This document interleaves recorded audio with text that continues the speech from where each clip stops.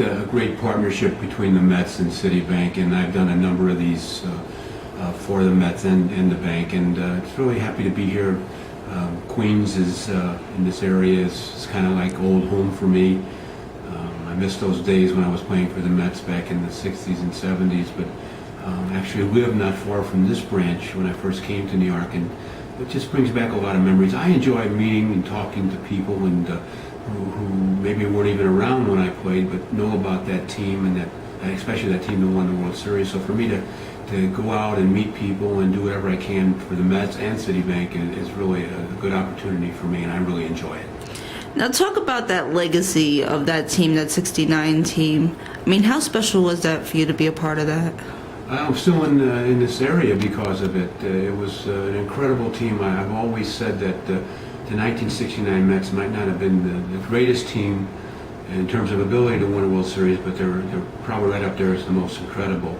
A team that was known as the lovable losers for so many years, to turn it around when no one had expectations for this team to do anything. And it turned out it was a year where the Jets won the Super Bowl and nobody expected them to win that, and of course we won and nobody expected us to win, and then the Knicks won in May of '70. All three teams winning in their championships, and nobody had ever won before. People tend to forget that. So it was a year of tremendous greatness for sports in the professional sports in New York City. It was not a great time for the city, the country, and the world with so many bad things going on. But the team will always have a legacy because the history of that team has been passed on from generation to generation. Children who weren't even born know about that team. They know the names of the players on that team, and they've gotten that from their parents and their grandparents. And I've always I meet so many people who say to me, "Yeah, I was there when you guys won the World Series," and over the years it must have been 150,000 people told me there. The ballpark only held 51 or 52,000, but so many people thought they or said they were there. But it's a great for me because no matter what you did in your career, for all of us who were part of that team, no matter what you did, you will always be known as a member of that 1969 Met team that lives on forever in terms of how popular we were and what we did for the community and what we did for the Met organization. And I still have great memories from that year and great friends. We've lost 7 members of that team, unfortunately, but the remaining guys I'm still very close to, and we'll always have this wonderful bond of having done something that most people thought was incomprehensible early in the season, but we beat a terrific Baltimore Oriole team in the World Series, and the legacy I think will live on forever. Now talk about, you guys at that point in time were replacing the Dodgers and the Giants.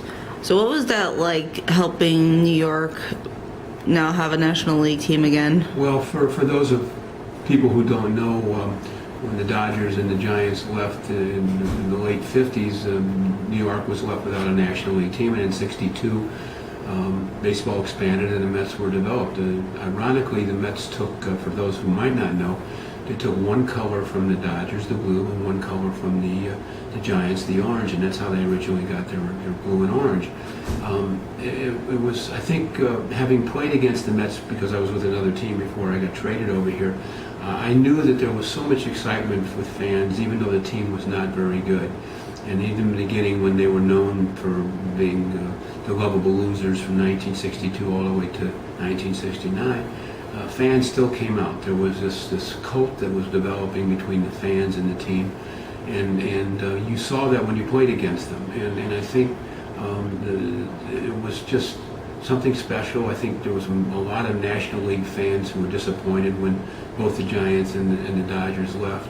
So it was an opportunity to get back into it, and the Mets, no matter how they played on the field, fans appreciated that there was another team there from the National League, and I think that just developed into the Met fanatics that we call them now, and the history of the team is such that they've always had great fans. And going back to when they were developed, and Mrs. Payson owned the team, and M. Donald Grant, and I think the culture changed for that team in 1968 when Gil Hodges became the manager. And the laughingstock of baseball, as many people say, the Mets were kind of changed. That culture changed when Gil took over. and he was a very, very down-to-earth, good, strong individual who really turned the tide for the Mets, and I really believe if he would have not passed away at such a young age, they would have gone on and won more World Championships. Now talk about your legacy. I mean, you seem to have your own, you've had pop culture, had a dog named after you and Everybody Loves Raymond. So just talk about your legacy and your place in Mets history. I'm smart enough to know that whatever legacy I have was really because of being part of that wonderful team. I think the real beauty of that team is that when you talk about it, it's not just about Tom Seaver and Jerry Koosman and Cleon Jones and Tommy Agee. It's about Al Weiss and Kenny Boswell and Jerry Grody and Bud Harrelson and all the rest of the guys who are part of that team. So my legacy is just having been part of that. Yes, I was lucky enough, if you want to call it, to have two dogs named after me. Jon Stewart named his dog after me on Comedy Central, and then, of course, I was on the show Everyone Loves Raymond because they named the dog after me, and they took a few of us on, and it was a wonderful experience to be part of that. But to have dogs named after you, I guess that means something special. But it's interesting. I get some basic questions when I go out now. One, because I came up with the Cincinnati Reds, should Pete Rose be in the Hall of Fame? Two, don't you wish you were playing now, making the money that they're making? And three, how does it feel to have a dog named after you? And so I always correct people and say it was more than one, it was two dogs. But everyone Everyone Loves Raymond is really the one everybody kind of associates with me. And I think it's great. I'm still in New York because of having been part of that team. And I've tried to do what I could to help that legacy, not personal legacy, but that team's legacy remain what it is and very special to people. And I get an opportunity to do things like this today with Citibank and possibly their customers and new customers, but it offers me a chance to just say hello to them and let them ask questions about things that they might want to know about that team. And I get a lot of the same questions, but what about the black cat that ran on the field? What about Tom Seaver's almost perfect game? What about the Swoboda catch? What about the Tommy Agee catches? What about that time you did this? What about time you did that? And I never get tired of answering that because it's part of my life now, and for me it's a great feeling to be part of the team, and I wear this World Series ring with much pride, because in reality there was only 31 of them, and to be part of that club, that team that won the first Met World Championship, to me is very, very special. And I hope, I know all the rest of the guys on that team feel the same way. So just to get back to your question about my legacy, I think really boils down to having been part of that team. And I just kind of tried to do things over the years that kind of maintain my visibility here in the New York metropolitan area. And I think it's very special for me to have been part of that wonderful 1969 championship team. I heard it took you a little while to get used to the New York area. Do you remember the exact moment that you said to yourself, hey, this place isn't so bad after all? Well, it's funny. It's great. You're pretty well informed. I got traded here by the Cincinnati Reds, and it was the first time I got traded. And when I came over in 1968, that was the first year for Gil Hodges and myself, Tommy Agee, a couple other guys joined the team. And for me to come from the Cincinnati Reds team, it was a pretty good team. We hadn't won any championships, but it was a very, very good team. And come to New York, first of all, I looked at the Mets as not being a real good team, and then New York was so big and so kind of, the word wasn't scary. It was just it was too big for me. And when I got here, I was a little overwhelmed. I enjoyed it, but never really kind of took advantage of it till when the season was over. And I said, you know what, I'm going to stay with my family. I'm going to move into the city and rented an apartment in Manhattan. And once I got there, I took advantage of being a New Yorker at the time. I mean, I fell in love with the city, the culture, what New York City represented in terms of what it offered to people who took advantage of things there. And once that happened, once I felt that this is where I want to live, my whole outlook on the city changed, and I've been here ever since. We're talking a lot of years too, but it was a little transformation period for me. But I will say this about when I came over here, I fell in love with the fans here because they were so they were so good to me, and when I say that, I mean I think they appreciated the fact that you gave an effort and you tried, and even though the Mets were not a good team in 1968, we turned it around, and of course in 1969. But I think I really kind of fell in love with the fans from the beginning, and then from then on, I've been in New York. One of the things I take pride on in my career, and unfortunately I got hurt, and it was hard for me to put up the numbers that I would have liked to in the end. I had some really good years and not so good years, and I believe the not so good years were when I was hurt. And you have to stay healthy. There's no secret to the game of baseball. A lot of it is having some ability, but a lot of it's being in the right place at the right time and staying healthy. And I always tell youngsters who have any ambition to get to the next level in baseball is that you got to take care of yourself and give it your best effort. You never know who's watching, but also stay healthy if you can.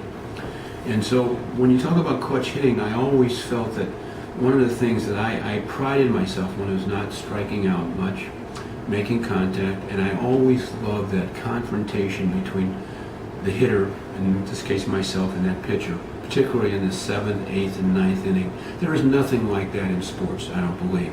I mean, you can compare it to other things, I guess, but when that pitcher's got the ball and the game's on the line and you're facing him and he's whatever distance he's away, 60 feet 6 inches. Well, it's not really 60 feet 6 inches, because once he lets go of the ball, and I don't want to get too technical, but once he lets go of that ball, he's much closer than 60 feet 6 inches. So it's you against him. He's going to throw you a pitch. It's going to be one of 4 or 5, and you're going to have to determine whether you're going to swing, not swing. It's ball, it's high, it's outside, whatever it is. But that confrontation, to me, between you and that pitcher, there is nothing like it in sports. And I cherish those moments because it made me bear down more. And I don't know if I was much different than anybody else. I think the fact that I didn't strike out much and I made contact gave me an opportunity to put the ball in play. So in that respect, I'm proud of that, being able to do it, and I thank you for saying that. But I think being known as somebody that was going to put the ball in play and maybe be a clutch hitter, I think is really a nice thing. Thank you for saying that. No problem. One last question. Have you been able to follow this most recent team, this 2012 team? Yeah, I do follow them. I still love the game. The game, to me, though, is much slower than when I played. It seems like every at-bat is 10 minutes, so I lose patience sometimes watching the games. I'll turn on for an at-bat, a half an inning, but I think it's, and that's just my opinion, it's still the best game in the world. It's just a little slower than I remember when I played. We got in and hit, but it seems like everything takes forever now. But I have been following this team, and I think they're real streaky. I think part of that is that they're basically young, and what they need to do, and they will do it, is they'll need to learn how to win close games instead of losing those close games. And that's really what happened to us in 1969. We learned how to win a 3-2 game. We learned how to win 2-1, and we learned how to salvage a game, and if a team had beaten us 2 in a row, and we wouldn't lose that third game in the series. So we learned how to win that game.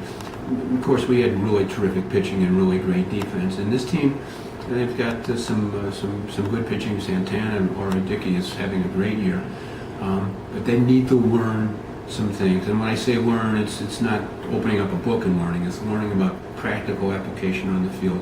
And once they do that, like now, all the sports now, if they can just edge their way up into the playoffs, make the playoffs. It used to be where if teams made the playoffs, their chances of winning were not going to be good because the stronger teams were always going to beat them. And now, you look at all the sports, and it could be football, it could be basketball, and it could be hockey, and baseball in particular, like the Cardinals last year. They were a playoff team and they won the World Series. So and playoff, I mean, they didn't win the division. So I think if they can learn to win some close games, and they can get the clutch hit now and then, anything can happen. So I think Met fans should be excited about this team.